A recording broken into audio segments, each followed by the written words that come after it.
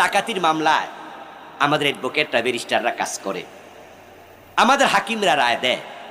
দুঃখের কথা হলো বাদী মুসলিম, বিবাদী মুসলিম, ব্যারিস্টার মুসলিম, উকিল মুসলিম, বিচারক মুসলিম, হ্যান্ডকাপ নিয়ে দাঁড়িয়ে আছে পুলিশ বাহিনী মুসলিম, সাক্ষী মুসলিম, সাংবাদিক মুসলিম, কিন্তু আইনের রায়টা ইসলাম দিয়ে হয় না, এটা হয় ব্রিটিশ আইন। ব্রিটিশরা মুসলিম না খ্রিস্টান জানেননি তারা মুসলিম না খ্রিস্টান? তো তাদের আইনে তুমি রায় দিয়ে তুমি মেনে তুমি মুসলিম দাবি করো কেমনে? রমাদান আসছে, প্রায় মসজিদগুলোতে দেখবেন খতমে কোরআনের তেলাওয়াত চলছে, খতম তারাবি, ঘরে ঘরে আলহামদুলিল্লাহ কোরআনের খতম হবে।